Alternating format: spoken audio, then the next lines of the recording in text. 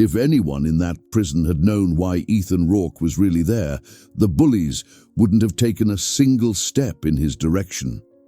The Blackridge Federal Penitentiary cafeteria was boiling with tension on that hot, suffocating afternoon.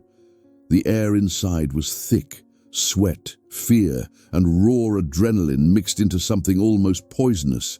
Metal trays clanged like muffled gunshots. Every move was measured, every stare avoided. This place had zero room for hesitation. Armed guards paced the catwalks overhead, but barely lifted a finger. In here, a deadlier hierarchy ruled with iron teeth, the law of whoever scared the hell out of the rest. Dead center sat the new guy. Clean-cut, buzzed hair, grey jumpsuit fitting too neatly, posture too straight, calmly eating with makeshift wooden chopsticks like he was in some fancy downtown spot instead of a concrete box full of psychopaths. Ethan Rourke. Broad shoulders, military breathing, eyes that didn't flinch. From day one, barely 72 hours ago, rumors spread through Blackridge like wildfire. No real paperwork. Some sealed transfer order straight from top brass. No last name in the database. Just a code, X0917. 2 inmates stalked toward him now, lions closing in on prey. Tanner Razor Boone and his right-hand gorilla, Cole Maddox, the unspoken rulers of East Block. Their bodies looked carved out of concrete, covered in ink that told stories of executions and gang wars. Razor picked up a pitcher and dumped the entire thing over Ethan's head. Water rolled off his jaw, his shoulders. He didn't react. He just kept eating. Cole leaned in, venom dripping from every word. Rule number 1, rookie. You don't sit at this table without an invitation. Nothing, not a blink, just chopsticks quietly tapping metal. A hush fell so sharp it hurt. Forks froze mid-air.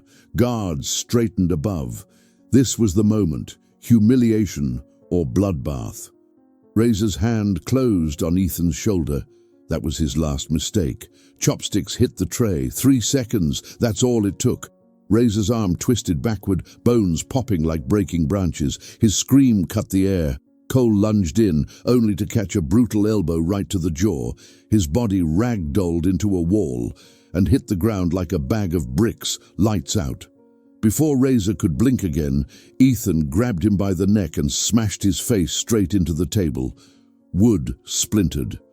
Plates and trays exploded across the floor, and the cafeteria went dead silent. Ethan stood, shirt soaked, eyes scanning the room. Every faction, Aryan Fangs, Lead Brotherhood, Cartel Boys, all took a step back. Without a word, he walked to another table, sat, and kept eating like none of it mattered. Hours later, security footage replayed in the warden's office. Major William Hartley, a hard-edged ex-military lifer in the prison system, watched with a clenched jaw. On the screen, Ethan took down 2 of the most violent inmates in Blackridge with surgical precision. Beside him sat a sealed envelope, stamped by the Department of Covert Tactical Operations. One word, bright red, lethal, approved. "This guy ain't just another inmate," Hartley muttered, crushing his cigarette into the ashtray. That night, notes slid under the door of cell H41. Promises of protection, thinly veiled threats, invitations to join the Black Crows or the Iron Bones. Ethan burned every single one. He answered nobody. Whispers swelled in the cell blocks. CIA, a betrayed mercenary, a hitman planted to take out high-value targets. Nobody actually knew. But everybody felt the same uneasiness. He didn't belong there. He was far more dangerous than anyone else in that place, and they all sensed it in their bones. Up in the security tower, Officer Logan Merrick watched him from a distance. He'd seen psychos, war criminals, ex-spec ops gone rogue, but never someone with that level of ice-cold control. "That guy ain't running from anything," he muttered to a co-worker. "He's waiting for something." Meanwhile, cell H41 stayed immaculate. Sheets tight enough to snap. Strategy books lined up perfectly. Quiet breathing drills. Every detail part of some unseen mission. Everyone, Guards, inmates, the warden shared the same thought. He wasn't in Blackridge by accident. He was there for a reason. Only one question echoed in the halls. What or who is Ethan Rourke waiting for? Block H of Blackridge Federal Penitentiary had always belonged to the Skin Vultures, a violent, tight-knit white supremacist faction. But ever since Ethan Rourke arrived, an eerie quiet hung over the corridors like an invisible threat. No one walked past cell 41 anymore, not even the vultures. Inside, Ethan ran his days with military-grade discipline. He woke at 4:30 a.m., went through isometric drills and tactical reading until 6. Then came observation, not hidden, but not confrontational either. He counted guard patrols, measured hallway lengths, studied meal schedules, gang behavioral shifts, internal smuggling routes. Everything logged, all in his head. He never talked to inmates, never asked for anything, never smiled. Some thought he was a cold-blooded sociopath. Others said he looked more like a monk waiting for the apocalypse. What nobody knew was that Ethan had once belonged to a secret army unit erased from existence after a classified incident, a covert op in Eastern Europe that ended with an entire village wiped off the map, and his name buried under redacted files. So what the hell was he doing in Blackridge? Not even the warden had the answer. Major William Hartley, a battle-worn man with a wrinkled suit and sharper instincts than most, tried digging through classified channels to find a trace of Ethan's past. All he got was a wall of black bars and bureaucratic silence. The only clear message from higher-ups: keep him alive and do not interfere. Hartley realized someone powerful was using this prison as a stage. But for what? Meanwhile, in the medical wing, newly assigned prison psychologist Dr. Isabel Monroe reviewed Ethan's file, and the more she read, the more uneasy she became. His psych evaluation was practically blank, one stamped note. Cleared for general population, red level. She requested an in-person assessment. "You know why I'm here," she said, staring him down in his cell days later. He didn't speak right away. His gaze, steady, unreadable, pinned her to the spot. Then he finally replied, "And do you know why I'm here?" She froze. He didn't elaborate. Later in her notebook, Isabel wrote, "Subject demonstrates absolute self-control. His presence restructures the environment. He does not adapt to chaos. He reorganizes it." Across the cell blocks, friction intensified. The Skin Vultures leader, Johnny Skull Mathers, labeled Ethan a system glitch that needed to be wiped out, but no one volunteered to try. The memory of Razor and Cole's humiliation still lingered like death in the air. Yet Skull couldn't ignore the pattern. Since Ethan's arrival, rivalries that were dormant for years reignited overnight. The lead brotherhood ambushed the Vultures. The Black Crows poisoned the kitchen supply and framed the Latino Union. The prison was becoming a bomb wired to explode, and strangely, nobody directly blamed Ethan.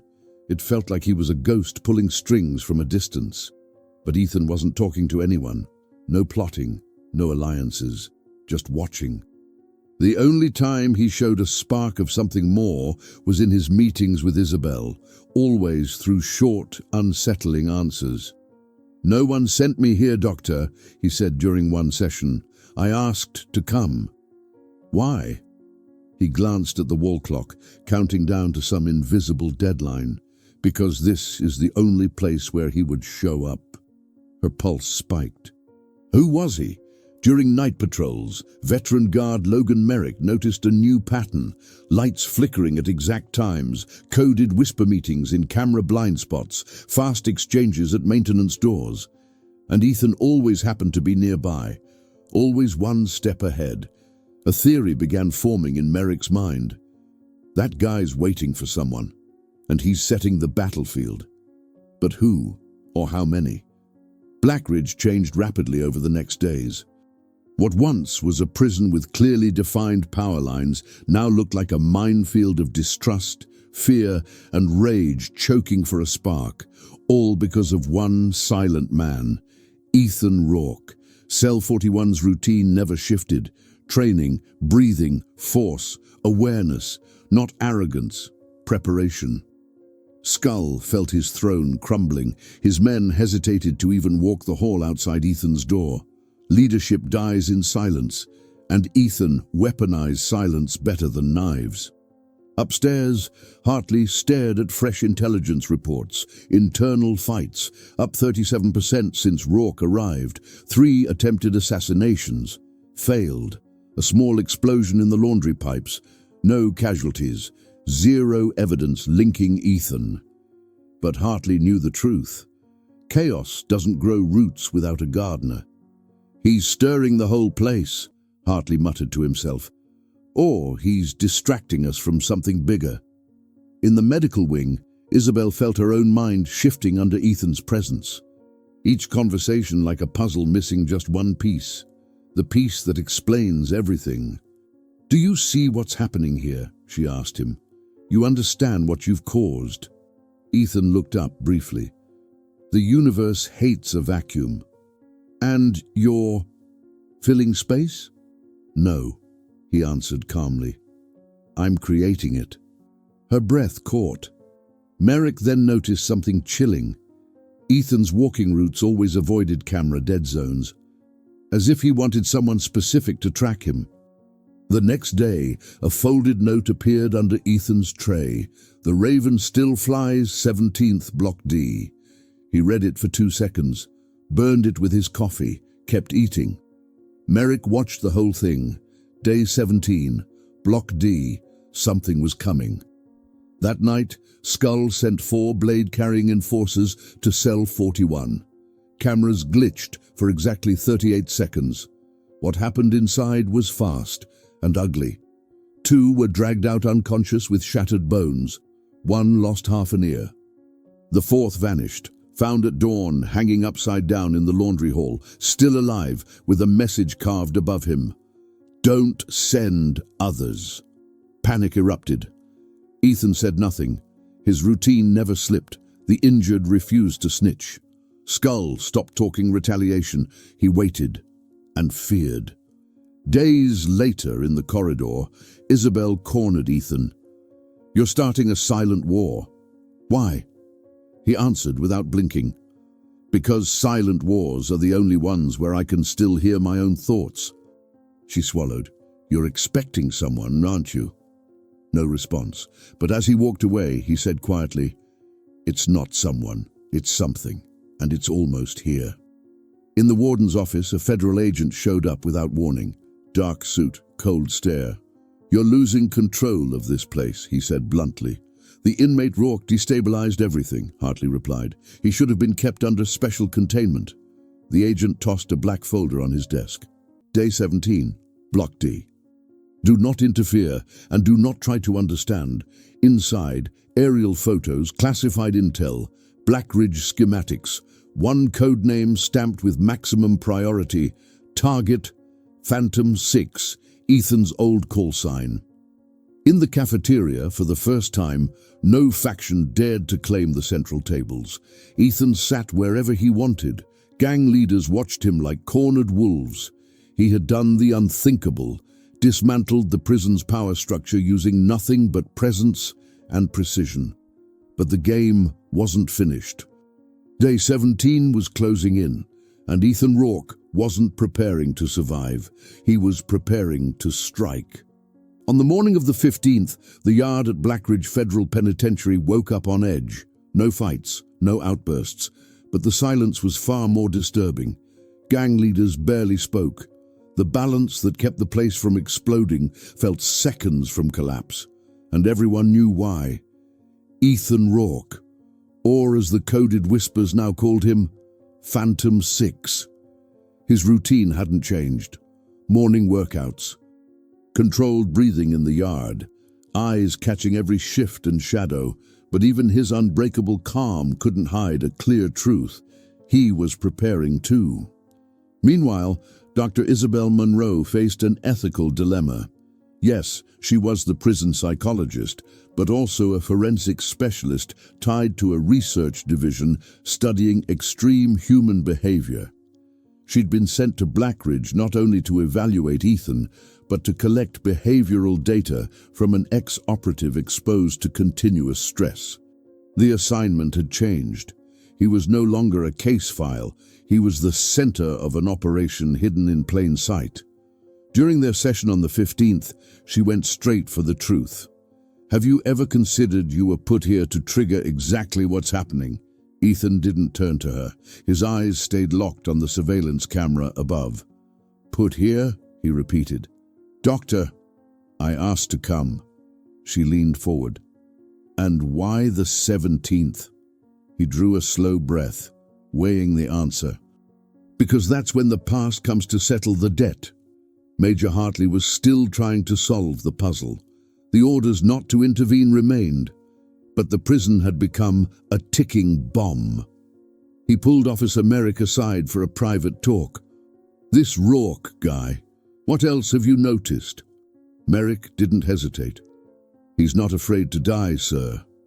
But everything about him says someone is coming, or something, and he's shaping the battlefield.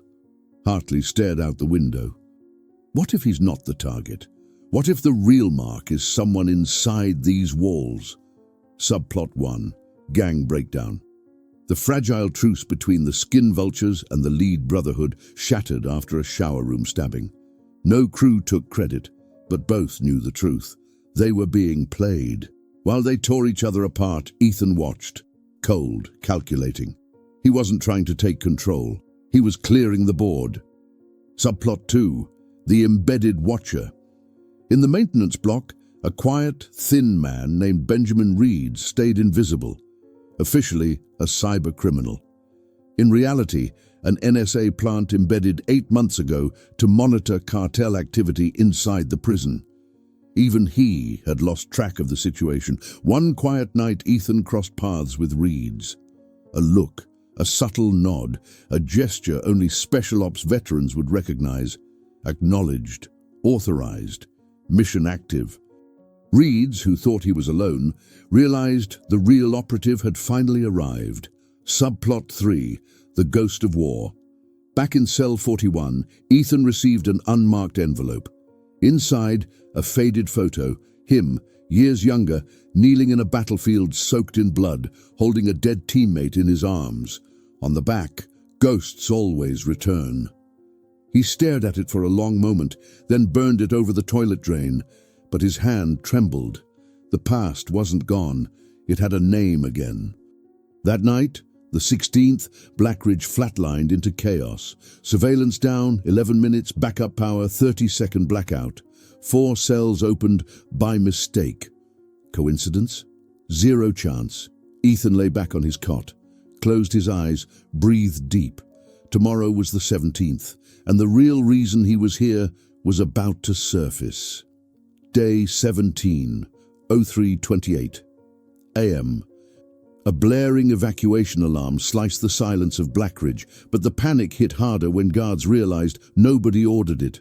Blocks B, D, and H sealed shut. Emergency lights flashed deep red. The primary generator cut out. One message pulsed on the command monitors. Protocol, black level. Hartley sprinted from the security office, still in civilian clothes, phone dead. He climbed to the H-block tower. Below, he spotted Ethan standing in the yard, perfectly calm, arms behind his back like a commander surveying a battlefield. "What the hell is happening, Rourke?" Hartley's voice boomed over the PA. Ethan didn't answer. He simply glanced up. 03:29 a.m., 1 minute left. 03:30 a.m. 4 unmarked military helicopters broke onto the radar. No flight path registered, no transponders. One mission, Blackridge.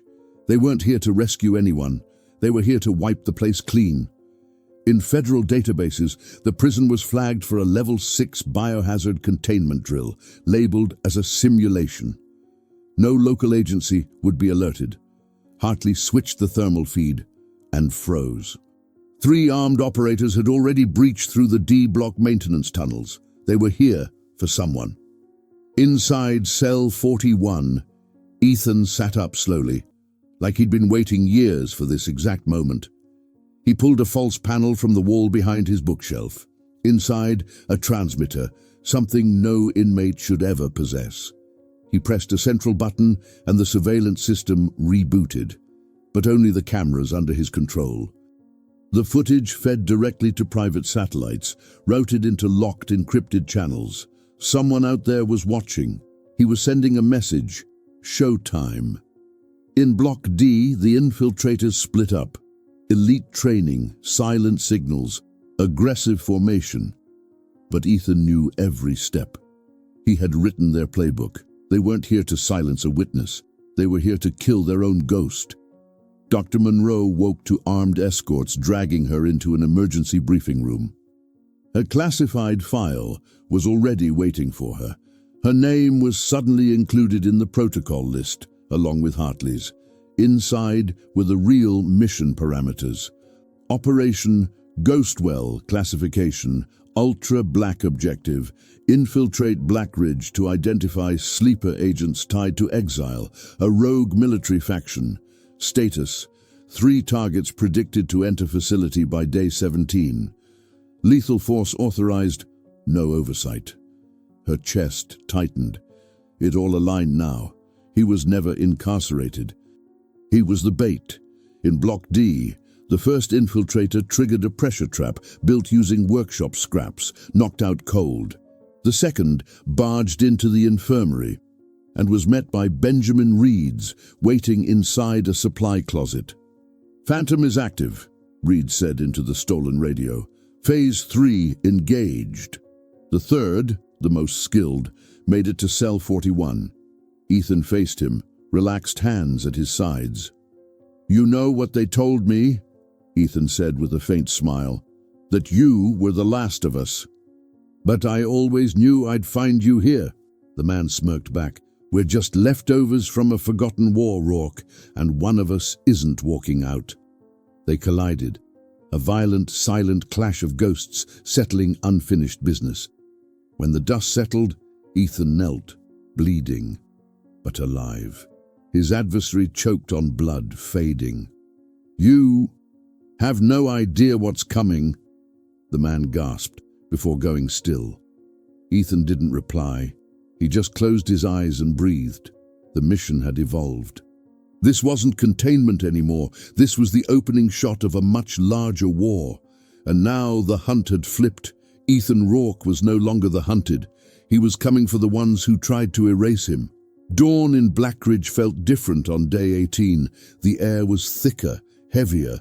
Nothing was announced officially, but every inmate knew something had gone down. Rumors hit before breakfast. 3 bodies removed overnight. No tags, no paperwork. D-block cameras, recalibrated. Yard tracking offline for over an hour. But the real confirmation was Ethan Rourke's silence. No words, no emotion. Just eyes that carried a storm. Major Hartley had spent the night tearing through reports, trying to reach his superiors. No response. According to the federal system, Blackridge was now secure and contained. No mention of helicopters, no mention of deaths, no mention of black-level protocol. Hartley slammed his fist against his desk. They erased everything, like it never happened. But he knew the truth, and someone needed to answer for it. For the first time in years, Hartley broke protocol. He walked to cell 41, ordered it opened, and stepped inside. Ethan stood there, shirt stained with dried blood, makeshift bandages on his arms. "They sent you here to die, didn't they?" Hartley asked, blunt. Ethan met his stare. "No. They sent me here to survive, and to track the ones still embedded." "Embedded here?" Hartley pressed. "Here or outside?" Hartley felt the floor shift beneath his certainty. This wasn't the conclusion. This was the ignition. In the medical wing, Dr. Isabel Monroe had abandoned system reports. She wrote by hand now, her own private documentation. Ethan isn't managing trauma. He's managing the trauma of others. He doesn't break, he watches others break. And I swear he's waiting for something worse. During the afternoon session, she asked only one question: what changes now? Ethan let the silence breathe. Then, now they know I'm awake, and I'm not alone anymore. Meanwhile, the common blocks were imploding. Skin vultures, 2 soldiers dead in 48 hours. Lead Brotherhood clashing with Latino Union, who were suddenly receiving handwritten notes, coordinates, names, schedules. Blackridge's power balance was collapsing from the inside out. And the emerging conflicts followed a hidden logic. Like chess, moves only one man understood: Ethan. Agent Benjamin Reeds received his first direct contact from the outside. Morse code delivered through flickers in the maintenance hallway lights. Phase 2 approved expand identification, external targets in motion. Benjamin felt the chill. Enemies weren't just inside the walls. The network was bigger, and now that the sleepers were exposed, the war would widen. In her office, Isabel reread the sentence written on the photo left for Ethan: "Ghosts always return." Now she understood. Ethan belonged to a unit that never existed, running dark missions that governments and corporations buried deep. Some things don't stay buried, especially ghosts. That night, Ethan sat in the yard, staring up at the sky. Security rotation had doubled. Guards he'd never seen now patrolled H-Block. New rifles, new orders. He didn't seem bothered. For the first time, someone sat beside him, a heavily tattooed Latino, former Black Crowes enforcer. "They told me to find you. Said you're about to start something." "I'm not starting anything," Ethan replied. "Then who is?" Ethan glanced at the walls, then at the stars. "They started it. I'm just the one finishing it." Blackridge had no idea. The war had already slipped beyond its fences, and the man everyone believed to be a lone wolf was building a pack. Day 19. A new order Blackridge was no longer recognizable. A prison once ruled by invisible chains of gang power was now a minefield of fragile alliances, sudden betrayals, and silent loyalty. At the center of it all, Ethan Rourke. But something inside him had shifted. Not the training, still razor precise. Not the routine, still timed to the second. It was his eyes.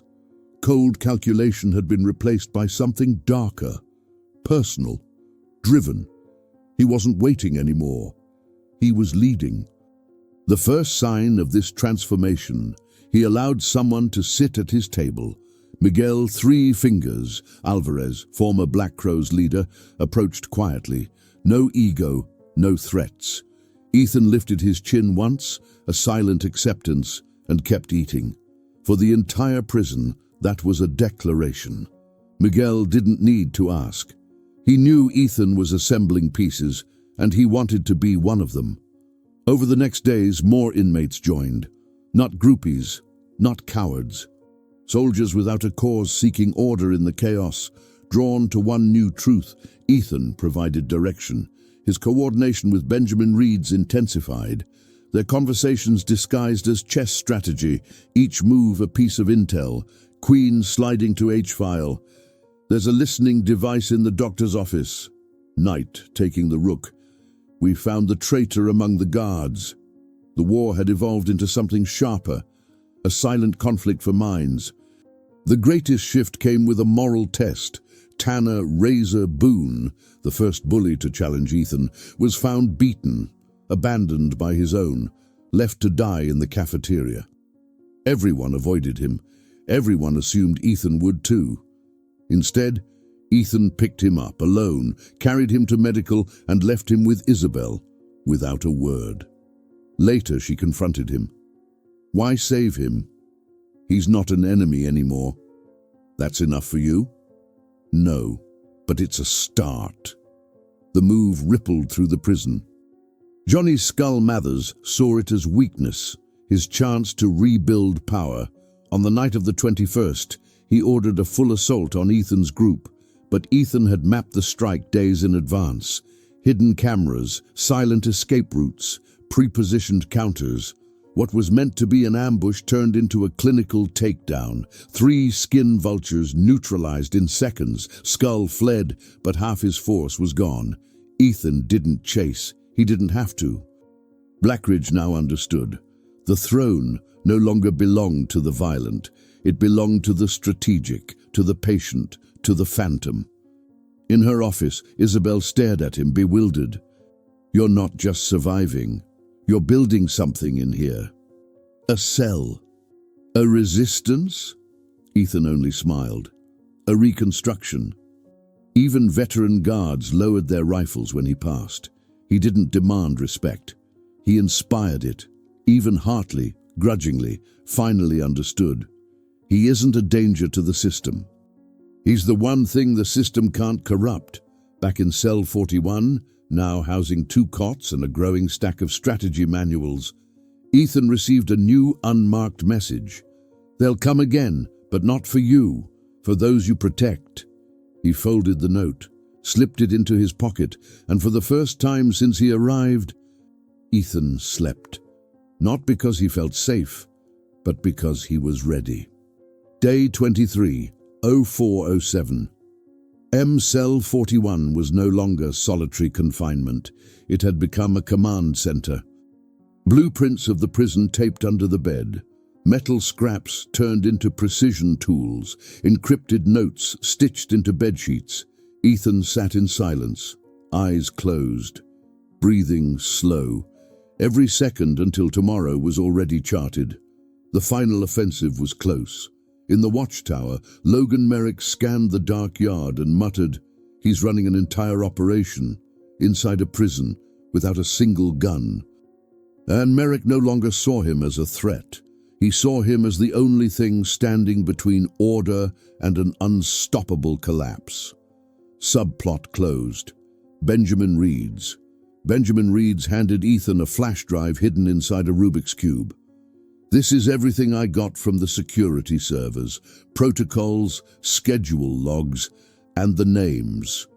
Ethan's grip tightened. "The names? 5 external infiltrators, 1 dead already, 3 confirmed, and 1... Ethan looked up. 1 what? Benjamin swallowed. "One of them is high level, government, someone financing the rebirth of exile." A long, cold silence. "Then Blackridge is just step 1. Subplot. Closed. Dr. Isabel Monroe." Isabel placed a sealed report on Warden Hartley's desk, a formal leave request. "This place isn't about rehabilitation anymore," she said. "It's becoming a war zone." Hartley's jaw hardened. "So you're running?" She inhaled deeply. "No, but I refuse to pretend I'm just a psychologist." He made me see the truth. The world isn't divided between criminals and victims. It's divided between the people who wait and the ones who endure the wait. Before leaving, she handed Ethan her notebook. A sentence circled in red ink. "When the system locks you up, it's because it fears what you might unleash." Factions dismantled. The skin vultures collapsed. The Black Crows vanished entirely as a group. Blackridge became a free-for-all. No more zones, no more crowns. Ethan didn't seize control. He redefined what control meant. Now prisoners aligned by survival, temporary loyalty, strategy, and every soul in that compound sensed the same thing. Dawn, on day 24, would bring war. Later that night, 3 men were spotted entering via the service loading bay. Contractor uniforms, thermal-shielded gear, military precision. Merrick froze at the monitor. It's them, and they're not here to negotiate. Ethan already knew. A final message arrived from Benjamin. Infiltrator confirmed, coming with off-record authorization for full cleanup. If they get in, no witnesses. It was time. Warden Hartley made the most dangerous call of his career. He gathered his most loyal officers. From this moment, any man entering without system clearance is hostile. A lieutenant objected, "But those are federal orders." Hartley cut him off. "To hell with federal orders. Inside these walls, I command. 10:48 p.m. Ethan triggered a false evacuation alert. Inmates were relocated under the claim of urgent maintenance. D block cleared, H block sealed, every move calculated, the final setup. A few minutes before midnight, Ethan stood, buttoned a clean shirt, laced his boots, retrieved the flash drive sewn into his mattress, and stared at the wall. A single word written in charcoal. Now. He was ready. Day 24, 0.01 A. Blackridge Federal Penitentiary was silent. But below ground, hell sharpened its knives. 3 armed operatives in unmarked gear advanced through the laundry service tunnels, silencers attached, night optics glowing, no threats, no warnings. They were here to erase. Primary objective, kill Ethan Rourke. Eliminate anyone who had contact with him. Ethan waited. His cell unlocked from the inside, thanks to a hidden device planted weeks earlier. He moved through H Block's dark hallways, disguised in maintenance clothes, breathing steady. Inside his pocket, a flash drive holding names, command logs, covert funding trails, proof the Exile program had been resurrected from within the federal command. This wasn't survival anymore. This was exposure. Warden Hartley held the control room. His order, no reinforcements in, no invaders out. 3 names blinked on the screen: Sierra 1 Ghost, Echo Vulture. 3 old call signs, old brothers in arms. Ghosts killing ghosts, Hartley whispered. In the medical wing, Isabel organized files on inmates connected to Ethan. She knew if he failed, they'd all be wiped. She recorded a message. My name is Dr. Isabel Monroe. If you're seeing this, the system failed. Ethan Rourke is not the threat. He's the only one trying to fix what you corrupted. 0022. Power distribution room. First confrontation. Sierra 1 cleared the corners, never saw the shadow behind the shelving. Ethan struck like a phantom, quiet and fast. A wrist lock. Her bones snapped like dry wood. The man dropped screaming, unconscious. Ethan snatched his comm. 1 down. 033. Maintenance sector Vulture. 3 smashed through doors like a wrecking ball. Miguel Alvarez met him head-on, just a wrench in hand, and the courage of someone who'd stopped fearing death. 2 brutal minutes later, Ethan appeared behind Vulture. 1 precise strike to the neck. Lights out. Miguel staggered, bleeding. Get out, Ethan said. You've done enough. Miguel grabbed his arm. Not doing this for you, Rourke. Doing it because I'm done living scared. Ethan nodded. The war had followers now. 041, internal records room. Only one left. Ghost Echo, the most lethal of them. A ghost declared dead after Somalia. Ethan's former partner. They stared, no words. The past spoke for them. Echo raised his gun. You shouldn't have come back, Ethan. You should have stayed dead. A brutal close-quarters firefight, furniture splintering, metal ricocheting, both bleeding. Ethan ducked behind a steel locker, heart pounding. Now, he hurled a metal tray at the lights. Darkness swallowed the room. Training kicked in, auditory memory guiding each move. Echo fired blind. Ethan was already behind him. A choke, a twist, a blade against his chest. This is for every ghost you erased. Echo coughed blood, smirking. You think killing us changes the game? No, Ethan said. But exposing you does. 0102, Central Control Tower. Hartley saw the signal. Ethan had plugged the flash drive into the master server. Everything started streaming out. Encrypted tunnels to independent media, international journalists, watchdog AIs. The system tried to block it. Ethan anticipated that. 3 backdoor breaches later, the truth was free. 0114, the yard. Ethan stepped into the open, bloodied, hands visible. Floodlights glared down, guards aimed rifles. Hartley's voice roared from the tower. Stand down! Lower your weapons! The yard froze.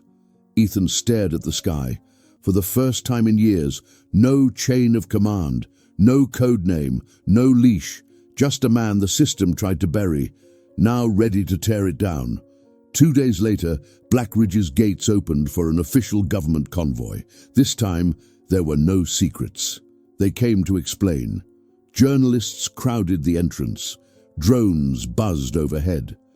A once-forgotten federal penitentiary had become ground zero for a national scandal. The leaked files from Ethan Rourke exposed the exile cell, the use of prisons as covert execution sites, and the recycling of former military operatives into illegal missions funded by public officials. The country was stunned. Major Hartley remained as warden, by direct order of Internal Affairs. His decision to protect Ethan was officially deemed an act of preserving lives and exposing the truth. He walked the corridors with a mix of burden and relief pressing his shoulders. The walls still stood, but the system would never stand the same. He found Ethan in the medical wing, recovering. He simply said, "You didn't destroy this prison, Rourke. You rebooted it." Dr. Isabel Munro never set foot in Blackridge again, but her notes were used in hearings, investigations, and new criminal psychology training programs. She published a global paper titled, "The Men the System Fears Most Are Not Monsters, They Are Mirrors." And in her private journal, a final line before she closed it forever, "He didn't want revenge. He wanted the world to wake up." Benjamin Reeds was quietly extracted from Blackridge. Mission completed. He vanished, as every surviving operative does. But before leaving, he left a coded message embedded in a security feed. Phantom 6. Mission accomplished. The dark still echoes. Miguel Alvarez, once a gang soldier, now stood as a mediator, respected by guards, feared by inmates. He didn't command a faction, he commanded something rarer, hope. He became the voice of those Ethan had awakened. And Ethan Rourke, a few weeks later, he was gone. No release files, no body, no empty cell. He simply vanished from the system. Some believed he was transferred to a deeper than classified operation. Others swore he now lived under a new identity, watching, waiting. But one truth remained: he was never a prisoner, and maybe he never left the war. 6 months later, an anonymous email lands on the desk of an investigative journalist. No subject, no sender, just a video attachment. Ethan Rourke, alive, standing in a dense forest, staring into the camera. He speaks only one sentence. "You thought the plan was escaping Blackridge." The camera turns, revealing a hidden military complex behind him. Inmates training in formation. Something bigger, emerging. Ethan's voice returns. Blackridge was just the test. Cut to black. A title fades in. Operation Ghostwell, Phase 2. Activated. If this story kept you hooked from beginning to end, don't forget to leave your like, share the video with someone who would enjoy it, and comment below what you would do. Your opinion is very important and helps the channel a lot. And if you're not subscribed yet, subscribe now and activate the notification bell so you don't miss any story like this. If you want to keep going with more tension, twists, and strong emotions, watch the other videos on the channel. There are many impactful stories waiting for you.